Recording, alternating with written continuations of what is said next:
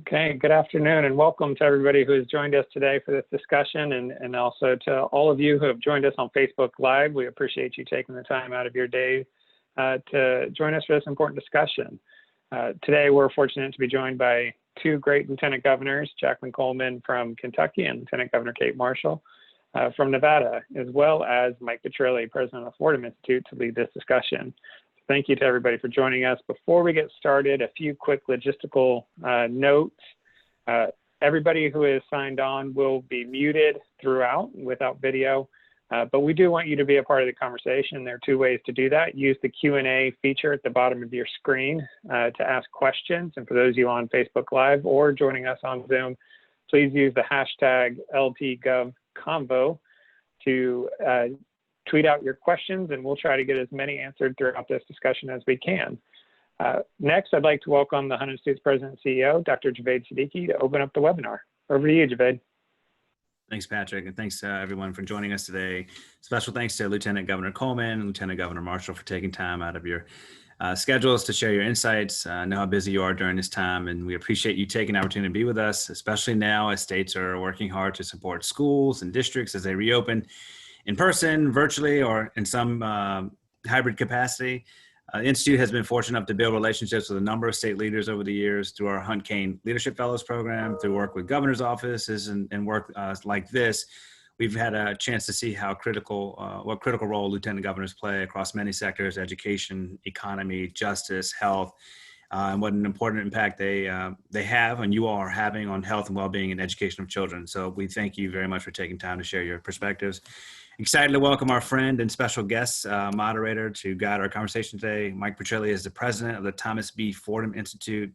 He's one of the leading analysts in the education policy space, has a wealth of knowledge, and I'm grateful to have him leading this conversation today. With that, Mike, I'll turn it over to you to get things going. All right, thank you so much, Javed, and it is great to be with you and a real honor to get to moderate this conversation with Lieutenant Governors. Look, I think we should start by acknowledging that we are all living through a very difficult time right now in the country with so many crises happening in our beloved nation. In our corner of the world, in K through 12 education, of course, policymakers, educators, and parents are all struggling to figure out how to open schools safely or how to make remote learning as effective as possible if reopening is not feasible at this time. A new analysis out today from the Center for Reinventing Public Education finds that school reopening decisions are very much correlated with local politics. In other words, there are schools that are reopening in politically red counties, even though they have high rates of the coronavirus, and other schools that are not opening in politically blue counties with low rates of the coronavirus. And, you know, of course, for those of us policy wonks, technocrats, this makes us angry. You know, we think, well, we should be following the science. And so you would want to see the patterns reversed. But we really shouldn't be so surprised because, of course, politics has always been entwined with education. And that's okay and understandable to a point, because we can't talk about schools without talking about our values, our hopes and our dreams for our children, and our vision for what it means to be an educated citizen or what it means to be well prepared for adulthood. All of those issues intersect with politics. And so it is with these difficult decisions around reopening schools. You know, these are questions around values. How do we balance what's best for kids with the safety of adults? How do we balance the needs and interests of different parents in a school community, including parents who themselves have underlying health conditions? And how do we maintain a commitment to equity when what our children experience in their homes is so much less equal than what they experience when they are together in school? Now, we're going to unpack all of this today with two dedicated public servants, lieutenant governors who are on the front lines of the restart and recovery conversations in their states. Again, Lieutenant Governor Jacqueline Coleman from Kentucky and Lieutenant Governor Kate Marshall from Nevada. So Lieutenant Governor Marshall, we're going to start with you. And can you just give us a brief overview of how Nevada has approached the pandemic and your role in the response? Sorry, I wanted to unmute myself. So first off, thank you for having me. I really appreciate it. And I also really appreciate that this is the topic, because it is a topic of broad interest and many, many perspectives. But to give some background about Nevada. So Nevada's reaction to coronavirus was swift and early.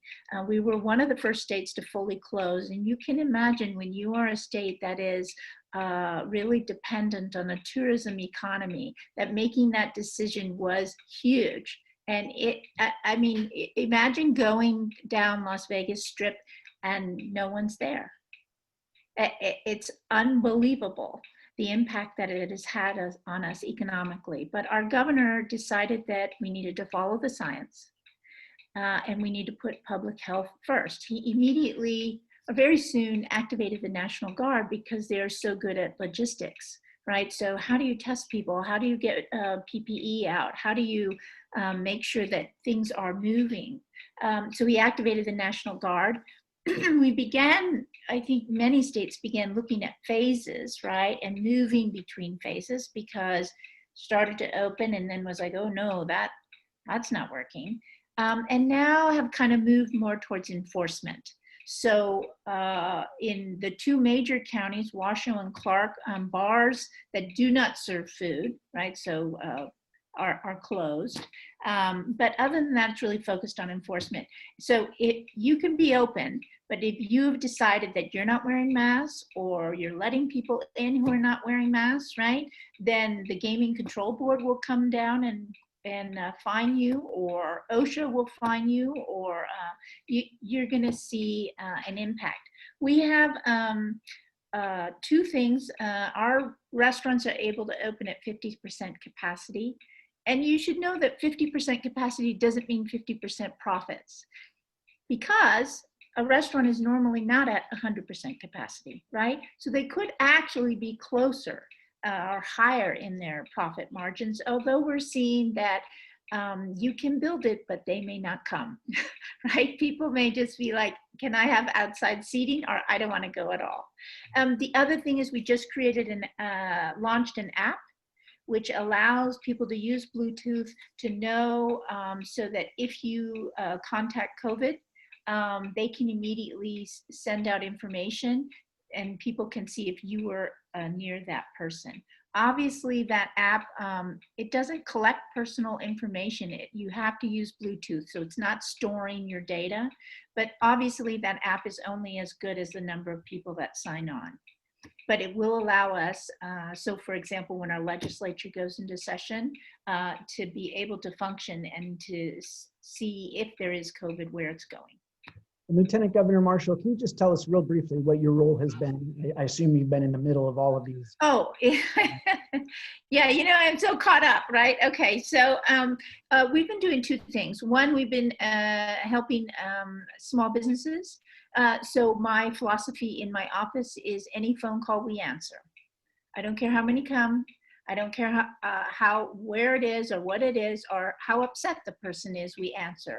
And we get a lot of calls from small businesses because our small businesses, really a lot of small businesses are women, minorities, people of color who are trying to move up and follow that American dream. And so we work with small businesses a lot. The other thing that I have done is I've started a program called Delivering with Dignity, which pays local restaurants $6 a meal, not enough to make a profit, but enough to bring back employees, which has been wonderful. And then we have volunteers deliver those meals to people that meet CDC's criteria for high risk of COVID, are not currently being served, and are financially strained. So in Vegas, we serve about 7,500 meals a week. And in Reno, we serve about 2,200 meals a week. I've done all the private fundraising for that. And the restaurants, we have hired back in Vegas about 57 employees, and in Reno about 10 or 11 employees. So small scale, but let me tell you, the restaurants that have hired people back are just over the moon with this. Wonderful. All right, thank you. All right, Lieutenant Governor Coleman, you have a unique position in Kentucky as you simultaneously serve as the Lieutenant Governor and as the Secretary of Education and Workforce Development. So I can only imagine how busy you are with two jobs. Can you give us a brief overview of how things are going in Kentucky and about your role with that? Well, sure. And thank you so much for having me. Much like Lieutenant Governor Marshall has already spoken about, Kentucky's response was very swift as well. We immediately saw, because so many folks pulled together in Kentucky and followed the recommendations, we very quickly flattened our curve. The challenge that we have seen now is that over the course of the summer, we saw a lot of folks kind of let their guard down. And so we're trying to now bounce back from that. And so we have flattened the curve again, we believe, but it's higher this time. And so we've got a longer way to go in order to improve those circumstances. But I will say that one of the responses that we've had is to create the Team Kentucky Fund. This was a fund that was spearheaded by Governor Beshear, and he asked me to take charge of it. And so I brought on all former lieutenant governors from both parties, because this is not a partisan issue. And together we have raised over $3.5 million to support our fellow Kentuckians. We do that through the process of extending vouchers for things like rent and mortgage, groceries and food, utilities, all of the things that are the needs for folks. And so we've had a tremendous response from that. And it was simply another layer of support that we were trying to provide to folks who had fallen on hard times because of the COVID-19 pandemic. And so that's one of the best, I think, best things that's indicative of our Team Kentucky spirit here. My role in this, as you mentioned, is I serve in a dual role as Lieutenant Governor, but also as the Secretary of Education and Workforce Development. That is not a required position. The governor asked me to serve as the cabinet secretary as well because of my background as a teacher. I taught high school for my entire career. I taught civics, so now I feel like I teach it even more intensely every day. That has really been able to shape my perspective and the perspective of this administration as we make some really tough decisions about schools and kids as well. Beyond being a teacher, I'm married to a teacher, and we have one child who just is a senior in high school, one that's a freshman in college, one that just graduated college last year, and I have a 6-month-old at home. So I literally feel the anxiety and the all of the worry and uncertainty from early childhood to post-secondary life within my own house. And so wearing those hats and bringing that perspective to the table, I think, has been very helpful as we try to navigate these waters. Right. Wonderful. Wow. Even busier than I thought when I introduced you. All right. Well, Lieutenant Governor Marshall, you have been involved in school funding issues since your time as Nevada's state treasurer. So let's talk a little bit about how your state is addressing the issue of school finance in light of the pandemic. Let's face it, we know that the pandemic has unleashed a terrible recession nationally and in the states, and that it really has meant that in most places, not probably all places, state and local revenue has plummeted. And meanwhile, we still have not seen Congress act to provide significant aid to state and local governments. Of course, there's a lot of hope that they may come back in September and finally get a bill done. But if that doesn't change and they don't come through in a big way, it certainly seems like our schools could be taking a big hit next year and or the year after. So tell us a little bit about that, what you're thinking about in terms of school finance and what you think the federal government should be doing at this time.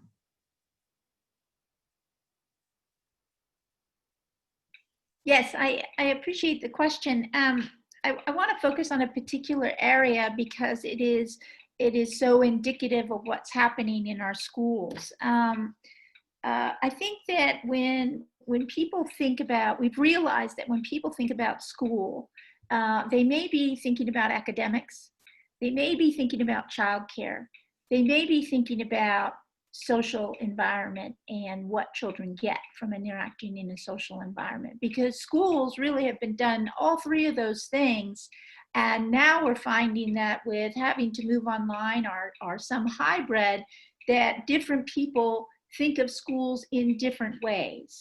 So without kind of getting into which way we're thinking of, one of the things I want to talk to you about is food access. In Nevada, 2/3 of the children that are in our K through 12 system qualify for free and reduced lunch and breakfast. That's a huge number. It's not a number that I think any state would be proud of.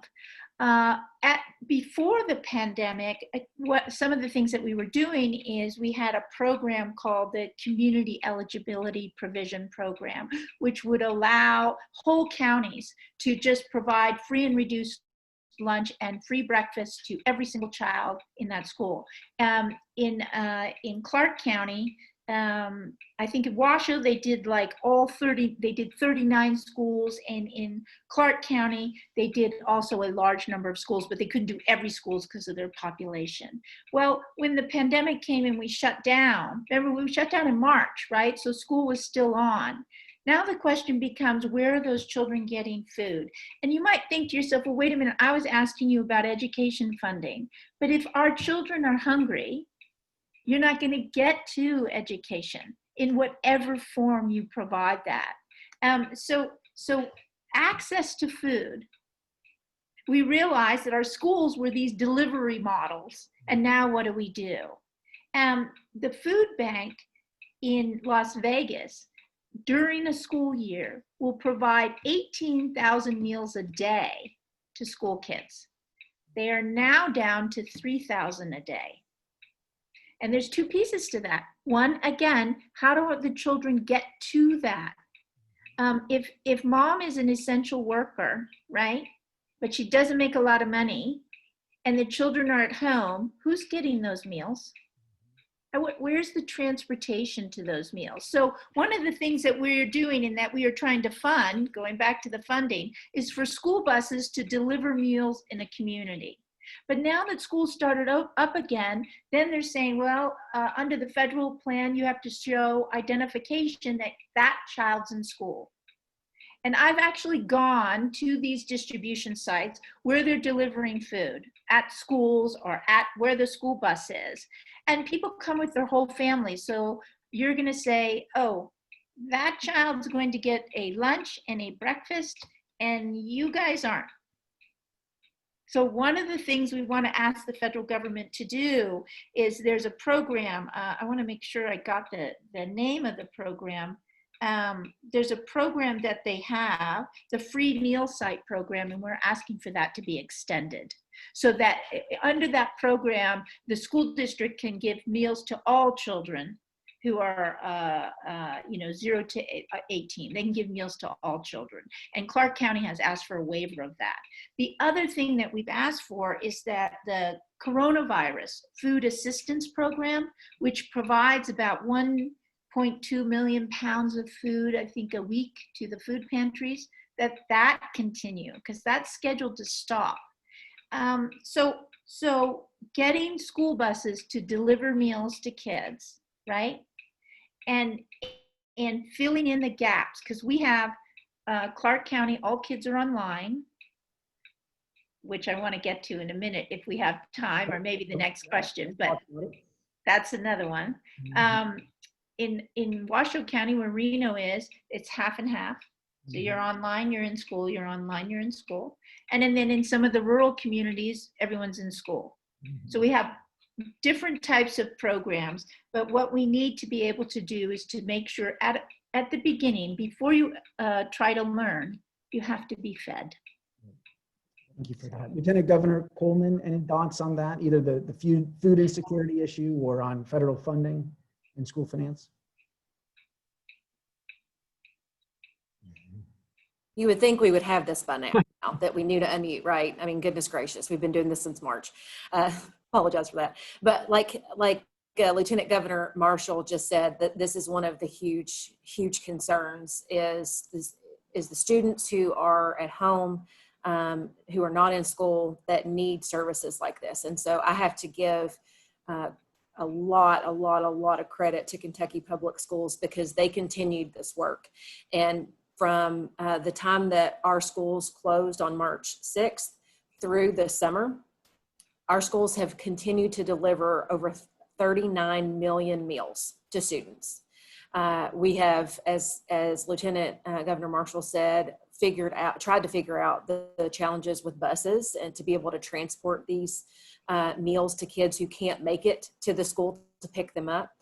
So one of the things that I did in the middle of all of this was I wrote a letter to every top education official in the country and asked them to join me in my request to my federal delegation, as well as Secretary DeVos, for our flexibility in school funding. And my reason for that was we're asking our kids to adapt. We're asking our parents to adapt. Our funding should be adaptable too. And so if we need to make more bus routes because of having to be able to pick up fewer students at once, if we need to be able to use buses to transport food, if we need to utilize funds to improve our technology or our broadband, all of those are necessary. And so based on what your school district chooses to do moving forward, they should be able to have flexibility with those funds to meet the needs of their kids. Did you get that flexibility? Did that come through? I have not yet. I'm still waiting on a hopeful answer. So I'll keep you updated. All right, that's good to know. And yes, it sounds like that's something that everybody could use for sure. All right, well, let's talk about reopening. This is, of course, the big question right now for all of us parents and for educators and policymakers. You know, the Center for Reinventing Public Education also came out with an estimate recently that about half of the nation's school districts are going to reopen for in-person instruction.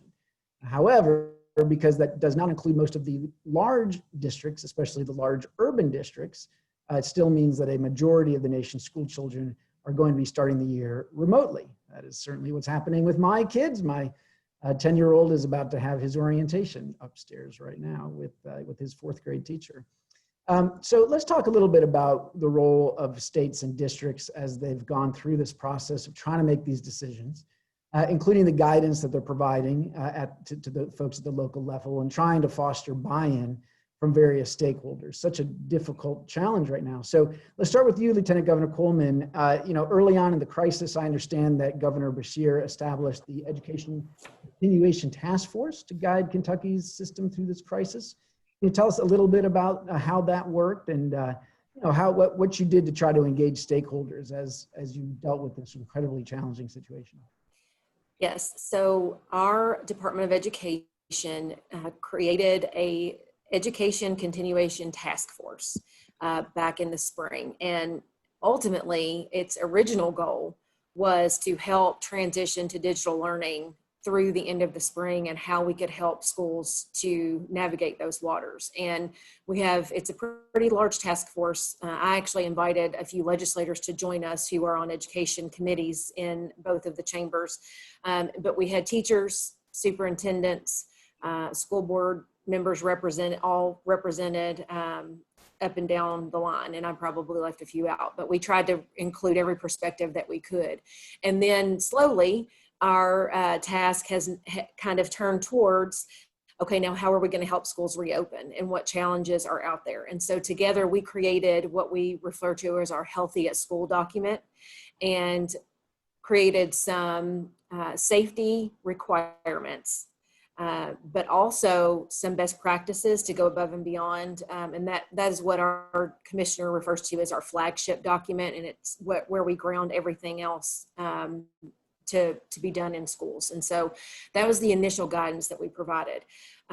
One of the things that I realized early on was we are not going to be able to control this virus. We're not going to be able to control the circumstances. We don't know how this is going to evolve. I'm talking about back in March. We had no idea how this was going to evolve and what this was going to turn into. So I determined pretty quickly that the one thing we could control was removing barriers for schools that exist in what we now refer to as the old model. And so some examples of removing barriers, the governor used his executive powers in a state of emergency One way was to do away with what we call daily average attendance. And that is how our funding is determined for our schools. It's based on attendance. Well, if we had a district that said, listen, we really want to go to a hybrid model, that would have impact their funding. And so we waived that so that we could create that flexibility for schools, because all of our statutes are written either that every child is in school or every child is out of school. And so we wanted to create that flexibility, and we were able to do that. Another thing that we did was to extend unlimited COVID-related emergency days to our teachers, because if we want to take care of our students, we have to take care of the people who take care of them. And I say that as a former teacher. And so one of the concerns we had was, well, what's going to happen if there is a contact and we have to quarantine until we get a test result back? Well, it's not fair to ask teachers to come to work and to be in the middle of this, and then to require them to use sick days for quarantining when they may not actually be sick, but that's part of the protocol. And so we were able to do that to help with specifically with quarantining. Another waiver he gave was we waived the limit on the number of digital school days that students can have or schools can have, so that our schools, if they wanted to start virtually, they could continue that way for as long as they needed to. And so these are just some examples of ways that we tried to remove those barriers so that if schools could make adjustments for hybrid, for in-person, for digital instruction, and we would remove those barriers from that decision-making so that they could really and truly make the best decision for their kids, and they could meet their kids where they are. That's so interesting. You know, we of course have seen some governors put some real pressure on local schools and school districts, either to open or not to open. It sounds like you really have tried to leave that to the schools and to the school boards. Tell us right now in Kentucky, how's it looking in terms of how many places might reopen for in-person instruction? So we have made the recommendation recently. The governor recommended that we postpone in-person classes until September 28th. He did not mandate that. He made the recommendation based on the current status of the virus in Kentucky and the spread that we're experiencing. Again, that post-summer spread that I mentioned earlier. And so some school districts decided that they were going to go ahead and start in person, and they have. Others, the vast majority of school districts, I would be willing to say 90% or more, actually decided to postpone in-person classes.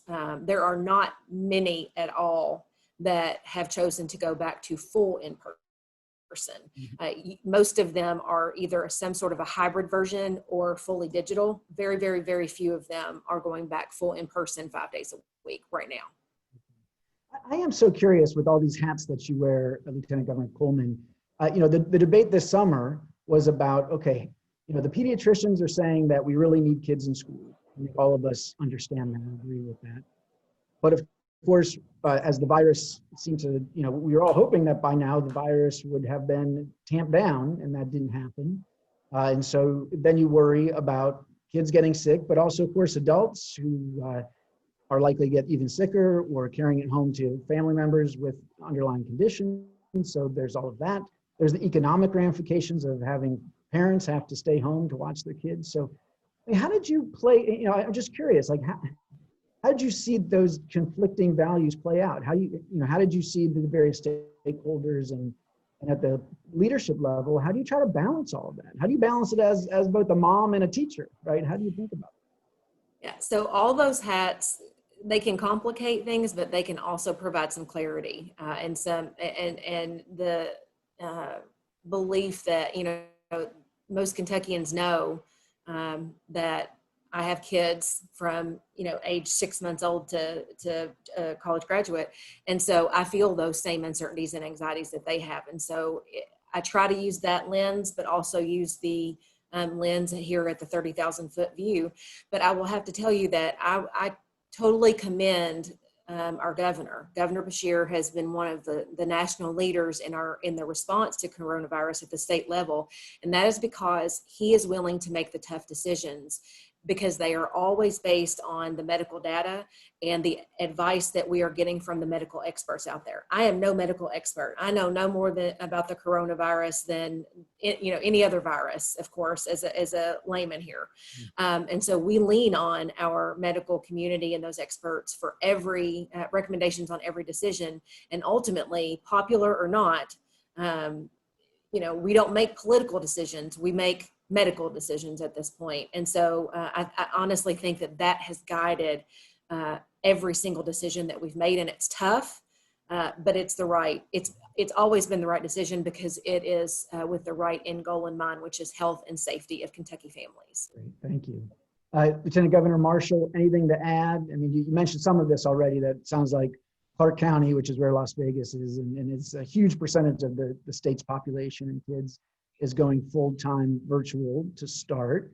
There's been a lot of news reports about the casinos starting up again in Las Vegas. And I'm sure part of the discussion is, how are parents going to go work those jobs if they're home watching their kids? So how do you see this playing out? I mean, I think for Nevada, it's very, very complicated because in Clark County, we have a lot of kids who don't have internet at home. And they're not going to be able to get on Zoom on that iPhone because they don't have the data. So again, using school buses to bring Wi-Fi to kids, but that doesn't totally solve the problem because they may not have a laptop or they may not have an iPad. So we've had to put together a kind of emergency trying to source iPads and computers for our kids. But I have to suggest to you that even then it's still more complicated. Imagine if you have a child who's 5 or 6 years old, right? You as a parent might think, oh, this is great. My kid will be on Zoom and they'll be learning. Well, your child might think, wait, is that a human? Is that a Muppet? Is that a good-looking Muppet? They're not necessarily at the stage, and people learn differently on the internet. Also, think about the fact that if you're homeschooling your child, we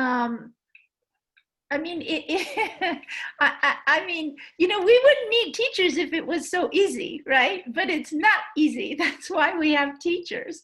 And so to ask the parent to be a parent and to be, kind of homeschooling, helping the kid with teaching at all different levels of children, in some ways, I want to give a shout out to textbooks.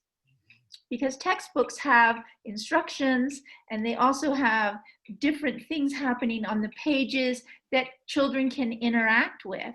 So we have had an issue in Nevada, and you had asked earlier about where the federal government can help. We have issues in Nevada with internet access. And the digital divide is not only between wealthier communities and less wealthy communities, but rural communities and urban communities and inner city communities. And one of the reasons that in our rural communities they are going and attending school is because there is no broadband there. I mean, we have communities where it's still dial-up. So they have to go to school, right? And one of the things that the federal government can do is to begin to treat broadband as a utility and to fund and regulate and provide that and build that out so that it is the necessity that it has become for all our citizens. So that becomes this critical thing. And so I will just say that my addition is that internet is something that we are struggling with, whether you are hybrid or having to attend school. We opened schools in where Reno is last week. We already have COVID cases. We are opening this week in Las Vegas. So we shall see. Right. Thank you. And I get it, how rural Nevada can be. Long ago, I rode my bike on the loneliest road in America. That's so West 50, and it's a crazy experience to go 70 miles without seeing a single soul. Yeah, where's the lunch stop, right? Yeah, no lunch stop there, in fact. All right, well, folks out there, it is time to get your questions and answers in here. There is a Q&A function there at the bottom of the screen. Please use it, and we'll get some of these questions going for Lieutenant Governors. get to be part of this conversation. I see one question here already about pandemic pods. This seems to be all the rage in the media. I will say I'm a little skeptical about how many of these pods are actually being created out there. Don't know if this is a media sensation or real, hard to know. But this notion that parents might get together and get a few families together to help do this remote learning, so it's not all on the shoulders of one person, maybe even hire a teacher or a tutor to help out with that. There's different flavors of that, and a lot of concern about the equity implications, that people who have money might be able to do this and people who don't won't, and that's just going to make these achievement gaps and opportunity gaps even bigger. So let me ask it this way. For those places that look like they may be doing remote learning for quite a while, is there any talk about trying to find some safe places where low-income kids could go to get help? Can you let child care centers open up in a safe way? Can you, are there some solutions here? Because again, we all know for those sort of working moms and dads who are trying to somehow go to work and help their kids, just impossible. So is that part of the agenda? Should it be? I can say that in Nevada, the Boys and Girls Clubs are trying to step up to the plate to provide some kind of attention and time, because parts of Nevada are 24 hours. Remember, when people work, they work graveyard. We have a lot of different shifts. So childcare has always been an issue, and it is a more emergency issue right now. But that folds back into this pods. I do think that it requires a lot of discipline. I don't know if you saw the article on the Maine summer schools today that were saying that they were able to successfully have some summer camps throughout the summer by really closing in on that pod concept, right? And making sure that people were tested. I think that in order to make pods effective, you're going to have testing and tracing. So I'll add on to that. The first thing that I would do is say that beyond academics and beyond the instruction and just the foundational teaching and learning, this also gives us a really good opportunity to teach our kids how to extend grace in difficult times. We have students who are watching, we have kids who are watching how we deal with challenges every day now. And the best thing we can do as a community, whether you're part of a church community, school community, teacher, parent, coach, is extend grace to each other as we try to navigate these waters that are new to all of us and unfamiliar and uncertain. I mean, that's lesson number one we can teach. But in terms of the small group, the pods that we're calling them, I think that certainly is a solution for some. I worry that there's an equity gap there for sure. I can tell you that in our largest school district, which is in Louisville, Kentucky, Jefferson County Schools, there has been a movement of the African-American churches in the community. 50% of Kentucky's African-American population is in that one county. And so there's been a huge movement of the African-American church community to open their doors and to basically set up a support system for kids in their neighborhoods and kids in their communities. And I just could not say enough good things about the goodwill and the initiative that they are taking there. I would also say that our Department of Education has issued, oh my gosh, a litany of guidance about every issue you can imagine, from the school bus to the cafeteria to the classroom to everything. And one of those pieces of guidance is how to conduct small group work, because that's something that we've allowed in our schools by allowing that flexibility. If our teachers pull in small groups of kids, they're perfectly able to do that because of that flexibility that we've provided. But that also is going to provide guidance to the small groups that are within our homes. We have worked with our cabinet on health and family services to make sure that our guidance mirrors what the guidance is going out to child care centers too, so there's not mixed messages there. So that's another way to address those pods. Okay, great. We've got a question about early childhood. Maybe this one for you, Lieutenant Governor Marshall. You know, obviously there's been a lot of work in recent years to try to build out early childhood opportunities, especially for low income and working class families. But whew, what a challenge we're facing now with the pandemic. So what's going on that front in Nevada to try to keep those opportunities open?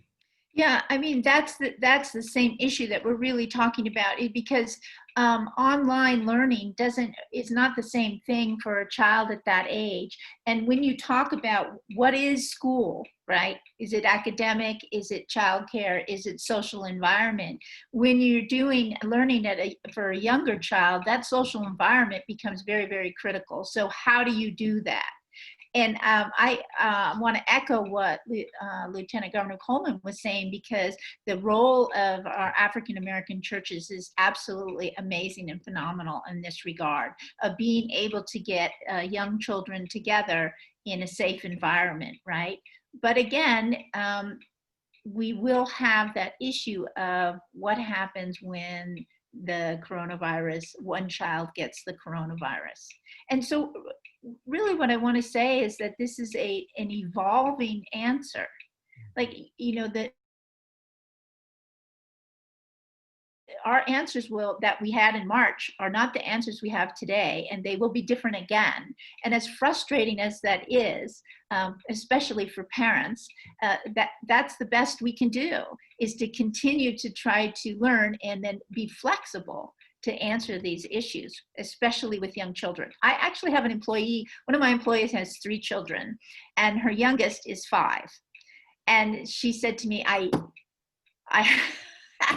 have to work from home, because her mother, who said, I'll do this, was like, oh no, I don't know how to do this. I can't, you know, so I said, of course you have to work from home. What are we supposed to do? So evolve and be flexible, I would say, is the most important part. You know, I like this advice so much, both of you giving, you know, be flexible, be graceful, show grace, extend grace. And I think, you know, it was so interesting last year that when all those surveys went out about parents about how things were going, parents would say, you know, my kid's getting very little in terms of remote learning. I mean, only a couple hours a day. And yet they weren't angry about it. I mean, they weren't blaming the schools. They were saying, look, we know that this is an impossible situation. You know, nobody was expecting this, you know, that we think that, you know, we trust our educators, and we think they're doing the best that they can, which seems like the appropriate response. I do wonder though now, you know, we're going to be into another year of this in a lot of places, especially again in places that are going to be sticking with remote learning for the longer haul.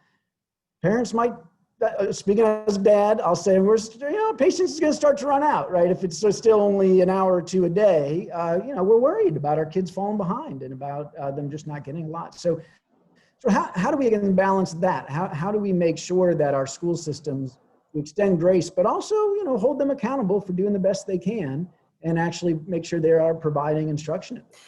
Well, first, let me say that in March, I can speak for Kentucky teachers, they turned on a dime and basically had our schools closed down, our kids working on from digital platforms immediately. It was a remarkable undertaking, and they did it at the drop of a hat. And so I have to commend them for that. Now, having said that, none of it was perfect, right? I mean, none of that was ideal. We were just able to do it. And so there's been a lot of lessons learned through that. There's been a lot of professional learning that the teachers have taken part in, and schools have taken part in over the summer to prepare for just a moment as this.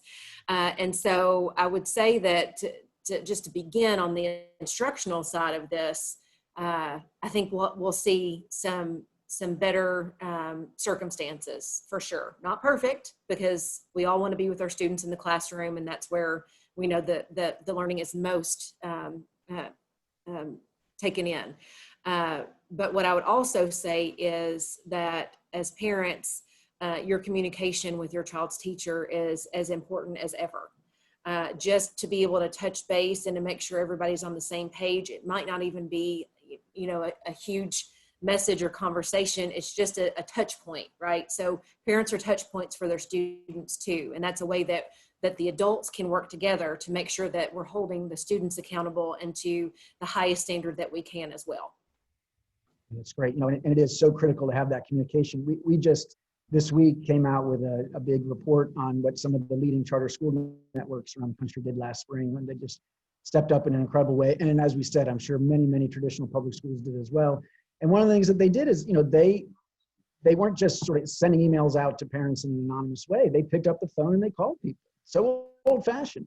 You know, they set up individual time to talk to kids, and they did this over and over again.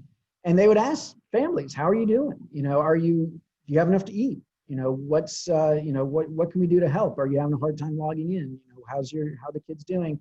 And it's that kind. And you think, you know, I think about all the people in our education system who are not classroom teachers. You know, 50% of the people now who work in our schools are not classroom teachers. You know, a lot of those people maybe could be used as playing this role, you know, to get out there and kind of be basically you know, social, kind of almost a social work role of calling a group of kids and families every day and checking in. Can make a huge difference right now. Again, for those families that are still going to have to be doing this completely from home, which where I live in Montgomery County, Maryland, that's our situation for the first semester. And so I'm always amazed when I hear about these places where they're actually going to try in-person instruction. Very jealous of that. We in Nevada, we had teachers who were literally taking packets of you know, activities and homework packets and driving them to all their students in March, which is amazing, and then driving back to collect them. But one of the things that I think a lot of schools are learning is that there needs to be a whole wraparound service, right? So we have an organization, I think it's national, but in Nevada, called Communities in Schools. And so they really have people who work with specific kids, and they are still very active and engaged right now to get out to those kids. But the other thing that we're seeing, in addition to these little miracles, right? The other thing that we are seeing, though, is we are seeing parents who, if they have the means, are moving their kids to private school. And that's also unfortunate, right? So there's just pockets of different things happening all over. What would you say for either of you?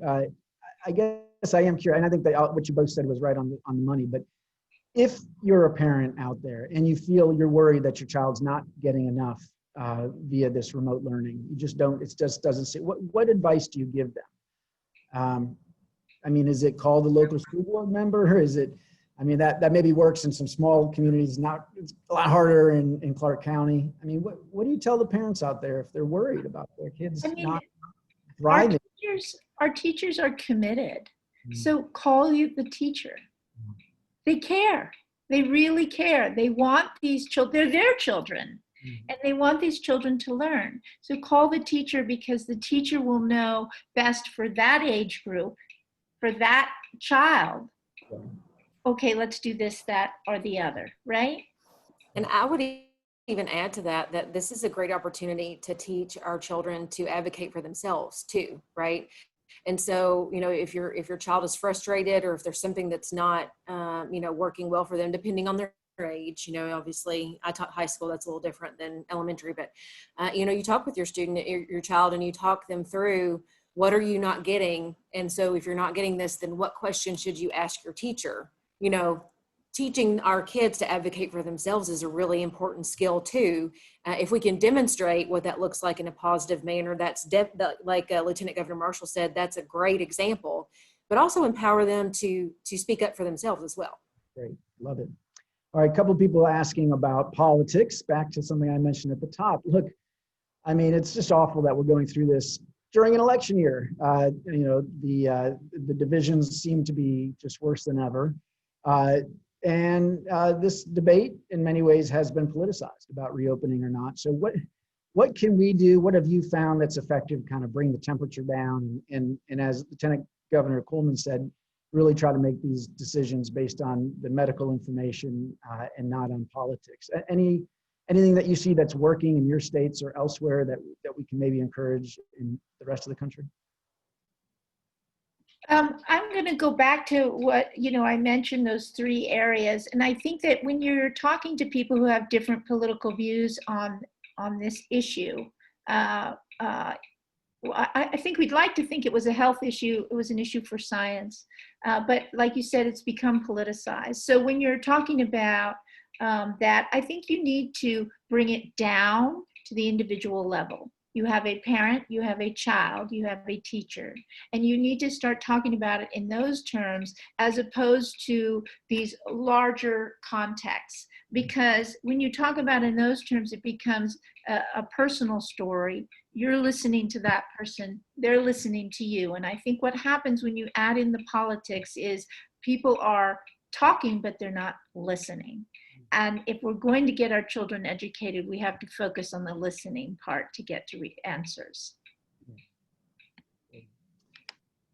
So I will tell you that as a civics teacher and as a statewide elected official, I love government and I don't like politics, which I know probably sounds a little odd, but even when I can tell you that our governor has made every decision based on the science and the data and the medical experts, his responses are politicized, of course, by the other side. And I get that part of that is part of the game. But it doesn't make it any less frustrating, especially when we're talking about something that's so near and dear to me, which is the education of our kids. On this topic alone, we've had a lot of back and forth with whether or not the big political issue here is local control and whether or not we should let superintendents decide or make the decision at the state level. And I just keep going back to the best thing that we can do is to provide the information that we have. Our governor's been so transparent, so communicative. He's literally been on TV every day since March 6th for an hour, telling Kentuckians updates and new information as we get it. I don't know how you could do better than that. But my philosophy has become through this crisis, put the information out there, give people the opportunity to do it the right way, and step in when they can't or when they don't. And that's the best you can do. And no matter what you do in this position, your decisions are going to be politicized. And so at the end of the day, you can lay your head down at night knowing that even if people disagree with you politically, you've made your decision to keep them and their family safe. Well said. All right, well, maybe the last question, looking ahead a little bit. Of course, we are all hoping and praying for a vaccine and hoping that will come soon and certainly by next winter, surely by this time next fall, that things will be back to normal and that kids will be back in school full time. But there's likely to be a big group of kids who are going to have lost a lot of learning opportunities and have probably gone through quite a lot of trauma as well. So just curious, as you think ahead to what schools and other civil society institutions are going to need to do to help these kids, to help this generation, because if we don't, the worry is this is going to stick with them for the rest of their academic lives, the rest of their lives. What do we need to be thinking about now and preparing for as we think about that recovery phase? I think that in every crisis there's an opportunity, and the federal government has provided CARES Act dollars, and I think those CARES Act dollars should be used to build capacity where we don't have it. So used to fill out broadband capacity, used to create maybe smaller classrooms, right? We all need smaller classrooms now, and that would be wonderful. In our schools that have opened, our teachers are now teaching half the kids. And that really provides an opportunity, and it may be a necessity for kids who have lost some of the momentum in their education at the end of this. So I think that using those CARES Act dollars with a forward view to building the kinds of capacity needs that we have, and then understanding that we have a task force right now talking about cost of education. And I often think that when you talk about the cost of education, you need to start not with how much money do I have, but what is my goal? Now, how much will that cost? And work back from there. And I think that this crisis presents us an opportunity to sit down and look at that and gain some perspective on I would say 2 words: mental health. That is going to be an area where we have got to provide more support than we ever even imagined we would need to before. And, you know, our teachers need to have the ability, the gift of time to build relationships with their students so that they can truly evaluate where they are and meet them where they are. In my personal opinion, a great way that we could carve out some more time for our teachers and students to build relationships that are foundational to learning is to spend a lot less time on standardized testing and a lot more time on very skills-based, soft skills, communication, collaboration, all of those types of demonstrative skills that our kids need to have no matter what field they choose to go into after school is over for them. And so that social and emotional well-being, the mental health piece of this is going to be absolutely critical to helping our kids move out of this age of anxiety and isolation and uncertainty and quote unquote catch up for education's purpose to where we need them to be and where they need to be to have the best future that they can. I cannot say enough about how important and critical that's going to be on top of teaching and learning for our kids as they move forward. That's right. Those social and emotional needs are going to be huge. Of course, I would argue that we're going to need data to know where kids are on all of the soft skills and the quote hard skills, so we know how to help kids and target that help to them. All right, I see Patrick has rejoined us. I think that is our signal that we have reached about the end of our time, but I'd just say I've really enjoyed this conversation. Lieutenant Governor Marshall and Lieutenant Governor Coleman, thank you so much and appreciate it. I know you're super busy with so much on your plate right now. Really appreciate it. So over to you, Patrick. Yeah, I want to echo those thoughts. Thank you so much to both of our Lieutenant Governors for joining us today and sharing your expertise and time with us. And thank you so much, Mike, for your expert facilitation today. It was great to have you join us for this discussion. For those of you who are joining us, when you sign off, you will be prompted to fill out an evaluation. We very much appreciate your feedback, so please do so. We also have a range of webinars coming up that we would love for you to join us for, including some on early childhood, racism and poverty, English language learners with some other state chiefs. So great discussions coming up. Look at our website for those. Please also keep an eye out for a recap of this discussion that we'll post on our website along with the video recording of the discussion so you can go back and see anything you may have missed. And we know there were a number of questions we weren't able to get to today, so we'll try to facilitate an opportunity where we can answer some more of those questions. And we know you'd love to hear more from these 2 great Lieutenant Governors. So thank you all again for joining us. We really appreciate it, and we look forward to seeing you again soon. Thank you.